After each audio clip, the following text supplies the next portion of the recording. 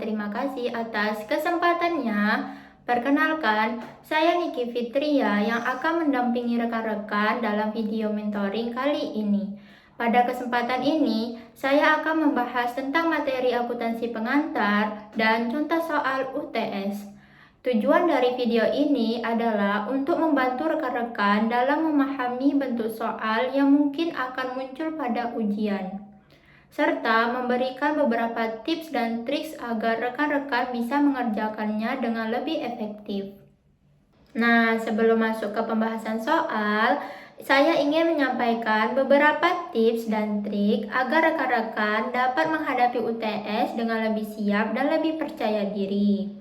Pertama, pahami kembali konsep dasar dari setiap materi yang telah dipelajari. Dengan memahami konsep, rekan-rekan tidak hanya menghafal rumus, tetapi mampu menyesuaikan diri jika bentuk soalnya berbeda dari contoh yang diberikan di kelas. Kedua, pelajari soal dari tahun-tahun sebelumnya. Biasanya tipe soal serupa, hanya saja konteks atau angka saja yang diubah. Yang ketiga, perhatikan dengan cermat setiap kata kunci pada soal. Seringkali kesalahan bukan terjadi karena tidak tahu jawabannya, melainkan kurang teliti membaca perintah soal. Baik, itu tadi beberapa tips dan trik yang dapat saya berikan kepada rekan-rekan dalam menyiapkan diri untuk UTS. Oke, kalau sudah siap, sekarang kita lanjut ke pembahasan soal teori dulu ya. Soal teori pertama. Syarat pembayaran biaya angkut di mana kepemilikan barang dapat dialihkan kepada pembeli ketika pembeli menerima barang, sehingga penjual harus menanggung biaya angkut hingga sampai ke tujuan disebut.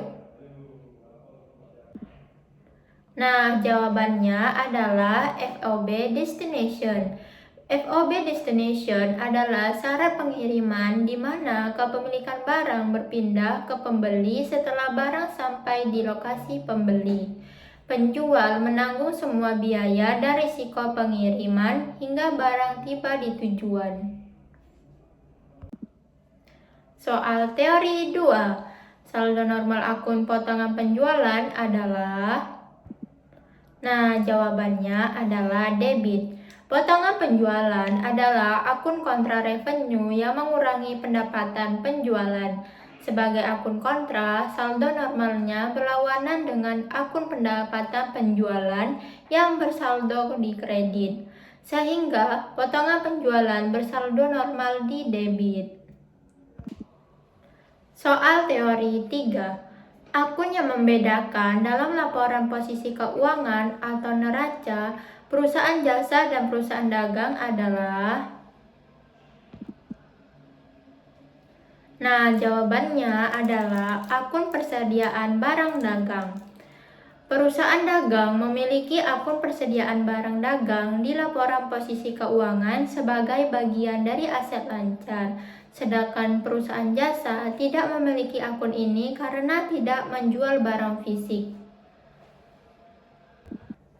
Soal teori 4. Untuk mengetahui HPP pada akhir periode, dibuat jurnal penyesuaian untuk mencatat persediaan akhir. Hal tersebut merupakan ciri pencatatan menggunakan metode. Jawabannya adalah metode fisik atau periodik. Pada metode fisik, akun persediaan tidak diupdate setiap transaksi. HPP dihitung di akhir periode dengan membuat jurnal penyesuaian untuk mencatat persediaan akhir berdasarkan perhitungan fisik atau stop of name.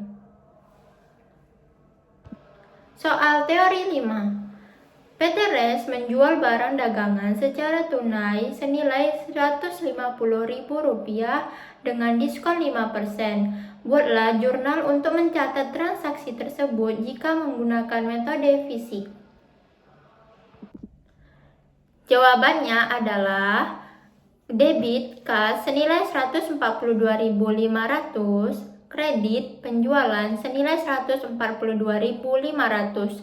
Caranya, harga jual sama dengan 150.000, diskon 5% sama dengan harga jual 150.000 dikalikan 5% sama dengan 7.500. Kas yang diterima sama dengan harga jual 150.000 dikurangi harga perolehan diskon senilai 7.500 sama dengan 142.500. Soal teori 6. Apabila terjadi retur pembelian untuk transaksi pembelian barang dagangan secara tunai, maka dicatat dalam jurnal khusus yakni jawabannya adalah jurnal penerimaan kas. Karena retur pembelian tunai berarti perusahaan mengembalikan barang dan menerima uang kembali dari penjual. Karena ada transaksi penerimaan kas, maka dicatat dalam jurnal penerimaan kas. Soal teori 7. Menurut akun persediaan barang dagang akhir periode, diketahui senilai 5 juta dan berdasarkan perhitungan fisik senilai 5.150.000. Maka jurnal penyesuaiannya apabila menggunakan metode perpetual adalah, jawabannya adalah pada metode perpetual, jika hasil stop of name lebih besar dari catatan, maka persediaan didebit untuk menambah nilai persediaan. Akun lawannya bisa berupa selisih persediaan atau penyesuaian persediaan yang akan mempengaruhi HPP. Sehingga persediaan menurut catatan atau buku senilai 5 juta, persediaan menurut perhitungan fisik senilai 5.150. Maka kita hitung selisihnya yaitu 5.150 dikurangi dengan 5 juta sama dengan 150.000 yang berarti lebih banyak dari catatan. Jurnalnya debit persediaan senilai 150.000, kredit selisih persediaan senilai 150.000. Selanjutnya kita ke soal pratika ya. Soal pertama. Berikut beberapa transaksi yang dilakukan oleh Cantik dan Ayu selama bulan Oktober 2023. Pada tanggal 3 Oktober, Cantik menjual barang dagang senilai 4.500.000 kepada Ayu, diketahui HPP 2.500.000, termin 2/10 N30, biaya angkut 100.000, tunai FOB destination point. Pada tanggal 9 Oktober, Cantik mengeluarkan memo kredit untuk Ayu atas retur penjualan transaksi tanggal 3 Oktober senilai 720.000, HPP 400.000. Pada tanggal 12 Oktober, Cantik menerima pelunasan dari Ayu atas transaksi 3 Oktober.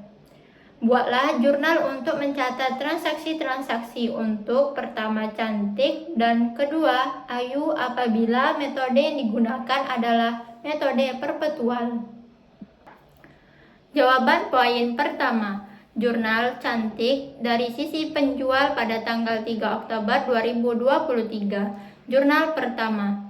Piutang dagang senilai 4.500.000 pada penjualan 4.500.000. Jurnal kedua, harga pokok penjualan sebesar 2.500.000 pada persediaan sebesar 2.500.000.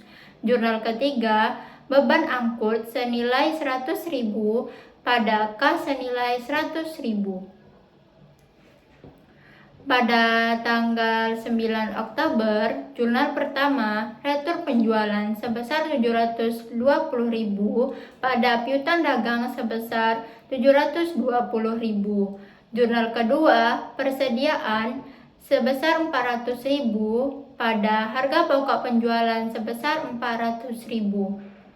Pada tanggal 12 Oktober 2023, jurnalnya adalah kas senilai 3.704.400, potongan penjualan senilai 75.600 pada piutang dagang sebesar 3.780.000. Soal kedua. Toko Kencana adalah perusahaan yang menjual barang dagang untuk keperluan rumah tangga dan selama tahun 2022 telah melakukan kegiatan pembelian atau dicatat dengan metode fisik. dan penjualannya sebagai berikut. Persediaan akhir senilai 80 juta, potongan penjualan senilai 20 juta, pembelian kotor senilai 250 juta, potongan pembelian senilai 10 juta, retur penjualan senilai 25 juta, penjualan kotor senilai 450 juta. Biaya akun pembelian senilai 5 juta, biaya gaji pegawai senilai 30 juta. Persediaan awal senilai 100 juta, biaya sewa ruangan senilai 10 juta. Retur penjualan senilai 20 juta, biaya angkut penjualan senilai 10 juta, biaya iklan senilai 40 juta, dan biaya bunga senilai 20 juta. Diminta A. Jurnal penyesuaian persediaan atau pendekatan ikhtisar laba rugi. B. Laporan harga pokok penjualan. C. Laporan laba rugi. D. Jurnal penutur. Jawaban soal 2. Poin A. Jurnal penyesuaian persediaan atau pendekatan ikhtisar laba rugi. Jurnal 1. Ikhtisar laba rugi sebesar 100 juta pada persediaan 100 juta. Jurnal 2, persediaan sebesar 80 juta pada ikhtisar laba rugi sebesar 80 juta. Jawaban poin B, yaitu cara mencari harga pokok penjualan. Diketahui persediaan awal senilai 100 juta. Lalu cara mencari pembelian bersih dengan cara pembelian senilai 250 juta ditambah biaya angkut pembelian senilai 5 juta dikurangi retur pembelian senilai 20 juta dikurangi potongan pembelian senilai 10 juta menghasilkan total pembelian bersih senilai 225 juta. Lalu, persediaan awal ditambah pembelian bersih menghasilkan barang tersedia dijual senilai 325 juta, di mana barang tersedia dijual dikurangi persediaan akhir senilai 80 juta menghasilkan harga pokok penjualan senilai 245 juta. Jawaban poin C. Kita di sini akan membuat laporan laba rugi. Step 1. Mencari laba kotor, yaitu penjualan kotor senilai 450 juta dikurangi retur penjualan senilai 25 juta dikurangi potongan penjualan senilai 20 juta akan menghasilkan penjualan bersih senilai 405 juta. Lalu, penjualan bersih senilai 405 juta dikurangi dengan harga pokok penjualan senilai 245 juta menghasilkan laba kotor senilai 160 juta. Step 3. Mencari laba bersih, yaitu laba kotor senilai 160 juta dikurangi total beban operasional senilai 90 juta menghasilkan laba operasional senilai 70 juta. Lalu, dikurang beban bunga senilai 20 juta menghasilkan laba bersih senilai 50 juta. Jawaban poin D. Jurnal penutup. Di akhir periode, akun yang harus ditutup yaitu akun pendapatan, akun beban, dan akun laba atau rugi. Pada soal ini, kita menggunakan pendekatan ikhtisar laba rugi. Jurnal pertama yaitu kita menutup semua akun yang berkaitan dengan penjualan.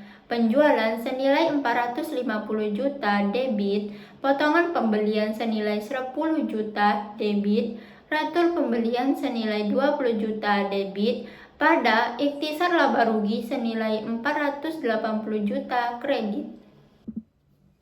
Jurnal kedua yaitu kita menutup semua akun beban-beban. Ikhtisar laba rugi senilai 410 juta debit pada retur penjualan senilai 25 juta kredit, potongan pembelian senilai 20 juta kredit, pembelian senilai 250 juta kredit, biaya angkut pembelian senilai 5 juta kredit, biaya gaji pegawai senilai 30 juta kredit, biaya sewa ruangan senilai 10 juta kredit, biaya angkut penjualan senilai 10 juta kredit, biaya iklan senilai 40 juta kredit, biaya bunga senilai 20 juta kredit. Jurnal ketiga yaitu kita menutup akun laba atau rugi. Ikhtisar laba rugi senilai 50 juta debit pada modal senilai 50 juta kredit. Baik, sekian pembahasan materi dan contoh soal yang dapat saya sampaikan dalam video mentoring kali ini. Semoga video mentoring ini dapat membantu rekan-rekan dalam memahami materi serta mempersiapkan diri menghadapi UTS dengan lebih baik. Tetap semangat, jaga kesehatan, dan semoga hasil ujian yang diperoleh nanti memuaskan. Terima kasih sudah menyimak video ini sampai akhir. Sampai jumpa di video mentoring selanjutnya. Hima Prodi Akuntansi, useful and genius.